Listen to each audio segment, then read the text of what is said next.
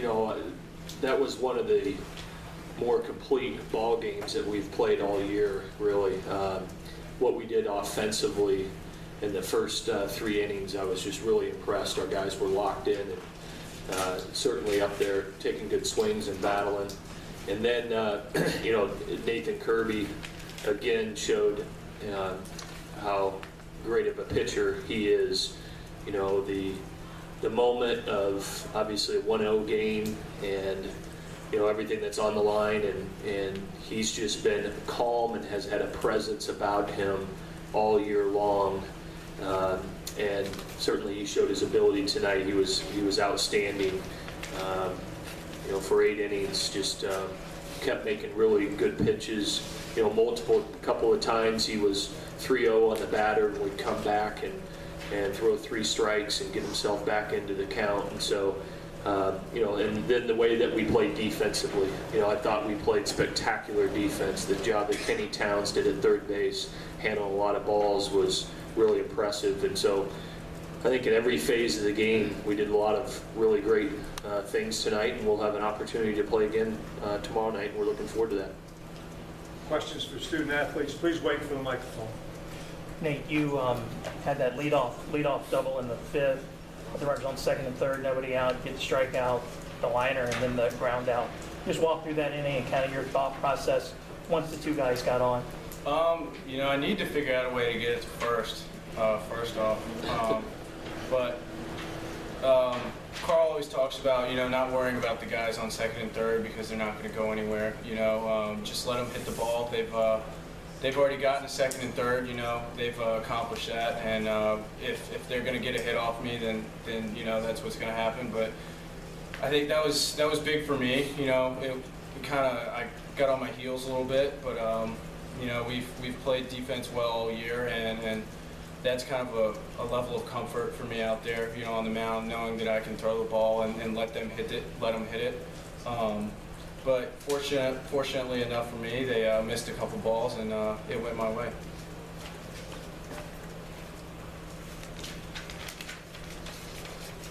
Nathan, I think before the Pitt game, you talked about how just in warm-ups, everything just clicked, felt right. Did you have that same sense tonight that your stuff was at that level as you were that night at Pittsburgh? Every night's different. Tonight, I fought myself a little bit. I kind of would stray away a little bit, and I'd have to rein myself in. But I kind of try and just turn the page and treat every night, like whatever's in front of me. I've got to just play to that. But yeah, I felt good tonight. And Nathan, I think you struck out the last 5 guys you faced. Did you feel better, or I don't know? Did you get more energy as it went on? What was that finish like? As a pitcher, getting in a groove is something where you don't have to think as much when you're out there. But yeah, I was just trying to throw the ball, around the plate and get ahead and force them to try and get a hit. And fortunately enough, they missed a couple pitches. Was there any discussion of you pitching that 9th inning, or did you lobby for that, or? I was ready if needed. Mike, it looked like in the first inning that the right fielder was trying to maybe decoy or something. Looked like he might catch it. Did you know it was gone from the moment you hit it? No, I wasn't aware. I didn't even know that he was decoying out there. I was just running the bases hard and trying to get the 2 if it fell. Did you feel like it was going to hit it? Off the barrel, no. I just out of the box running hard. It was hit high enough that I thought I had a chance, and it ended up going out. Nathan, the Arkansas guys who are in here, or one of the hitters talked about how it seemed early on you were going with your fastball, and then later on you went to breaking stuff, your changeup. What was the thinking in that? What was sort of your strategy out there? I was throwing the pitch it was called. There wasn't much past that. I kind of got in a groove there, and whatever he put down, I was throwing a lot of strikes and put all the pressure on them. Like we've all seen kind of Nathan grow up from last year to this. Him recovering there in the 5th inning, obviously, he was thrown to you there, the ball got away, 2nd and 3rd. how much confidence did you have in him, of him getting out of it? You know, maybe when last year that would have been another crumbling situation. I mean, Nathan's composure on the mound this year has been huge for him. He's extremely confident, and he's extremely confident with the guys that are behind him. So I think if he gets the pitches down where they're supposed to be, and he trusts us to work behind him, then he can have all the confidence in the world. Brian, as a follow-up to my question to Nathan, what was your thinking in terms of fastballs early, some breaking stuff late for him? Why does that work for him? Well, it works, number one, because he's left-handed, and number two, the ball's traveling in there at 90 to 94 miles an hour, and so you better cheat to go get it when a guy's got that kind of velocity. It allows him to get into a groove if you can start off throwing fastballs and locate it. Keeps your pitch count down a little bit, and allows him to settle in a little bit. And certainly, that was the plan, and he executed it perfectly. And as the game moved on, he was able to really find, that back foot slider he was throwing on those right-handed hitters with 2 strikes to swing over the top of it. That's been a great pitch for him all year. We'll take one more question for the student athletes if there is one. I was going to ask Brian something. Steve? My coach talked about the aggressiveness in the first few innings of the batters. What was the mindset, and how gratifying is it to kind of break through early on in the game against a good pitcher like that? I mean, it's as simple as you said. It's just being aggressive. We just try to put pressure on the other pitcher, and like Kirby said, with how he pitches, when you get on your heels, you really feel suffocated, and it makes it hard to throw pitches, and you start making mistakes. And as an offensive club, that's what we want. We want the pitcher on the mound to make mistakes, and we're going to capitalize on those mistakes. Thank you, fellas. We appreciate it. Y'all can leave if you'd like. Thank you.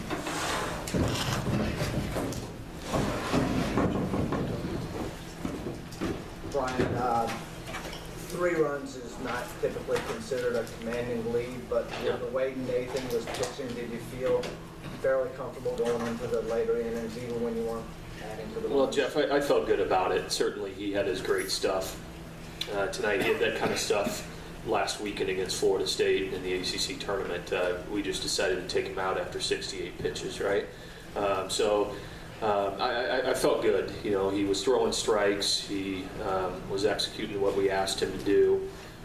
He's pitching like a #1 starter at this level of baseball does. And although we would have liked to have scratched across a couple more runs, the pitcher that they brought in relief, boy, he did a fantastic job. That guy's got a heck of a sinking fastball, and our guys had a difficult time with him.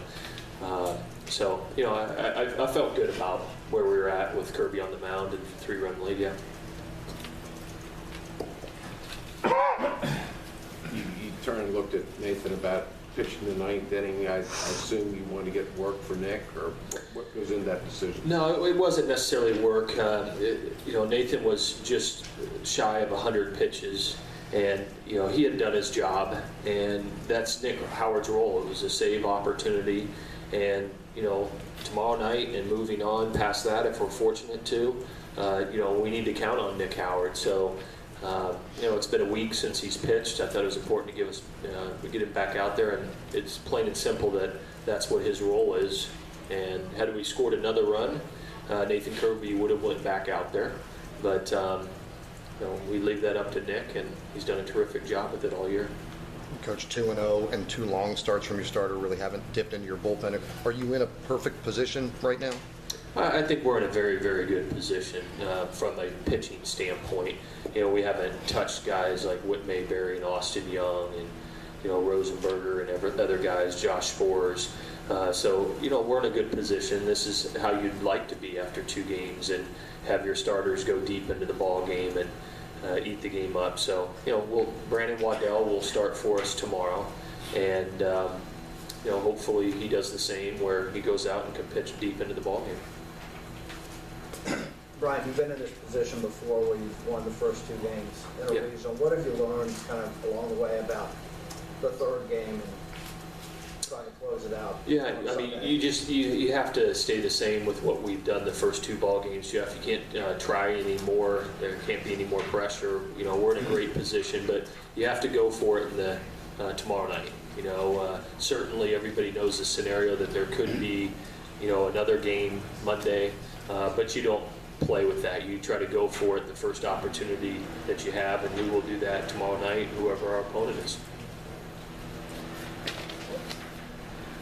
Coach, I know that the consistency in the offense hasn't been everything you wanted to be all year, but it looks like lately Joe and Mike and John LaPriest, just a lot of your guys, Ken Towns, really are starting to barrel some things up right now. Yeah, they are. You know, I spoke about it last night that I felt really good about our practice this week, and you know, the intentions that our hitters had all week.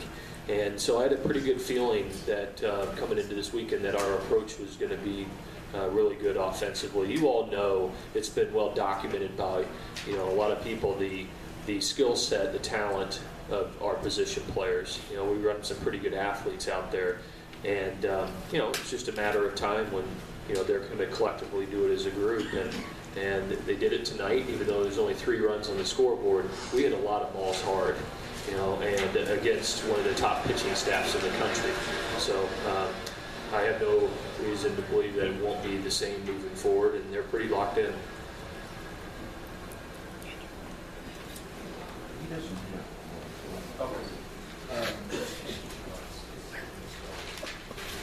When Nathan's on a roll like that, you guys talk to him much during the game, or you just kind of let him stay in his groove? I mean, Coach Kuhn talks to the pitcher, you know, throughout the game on things he sees and what we might do to certain hitters and all that, and just to continue to keep those guys focused on what the task at hand is. I can tell you personally, I didn't say anything to Nathan Kirby the whole game. You know, I just as soon not talk to him. I love the kid, but, you know, he's in a groove and he's doing his thing and very focused. And so Coach Kuhn handles that throughout a game. You know, I'll go down and talk to a guy if I feel like he's laboring and things like that to see how he's feeling. But outside of that, you know, Coach Kuhn does a great job with that. Right, this has been a wacky NCAA tournament thus far with 1 seeds not really holding serve. You like the way that you guys have been in that favorite role for 2 straight nights? Maybe is that some of your experience shining through here these last 2 days? Well, you know, maybe. You know, I felt like, you know, this team, you know, when you're in an NCAA regional like this, certainly there's pressure. Okay, anybody that says there's not, you know, there's pressure on every team out there because it's the end of the season and you either win and advance or you don't. And this team has been in a pressure situation from the first day of the season. You know, so they've, you know, learned how to handle it throughout the entire year. And maybe that has a little bit of something to do with, you know, the success that we've had in these 2 ball games, and hopefully they continue to handle it the same way. I mean, you know, we've been in this position. We're hosting regionals last 5 years. You know, they don't know what it's like to have those expectations. Everybody believes that because you're hosting, you're the team that should advance on, and you're seeing across college baseball yesterday and today that is not necessarily the case. There's a lot of great teams out there, and the difference between winning and losing is so small. You know, it's the 5th inning, right? Nathan Kirby throws the ball away at 2nd and 3rd, no outs. You know, he gets the big strikeout, gets the line out, and you know, gets the 3rd out, and he's out of the inning. You know, those are defining moments in a game that decide whether you win or lose, because the team in the other dugout is really good too, and they want to win too. So, you know, maybe we have learned something. I hope that we have.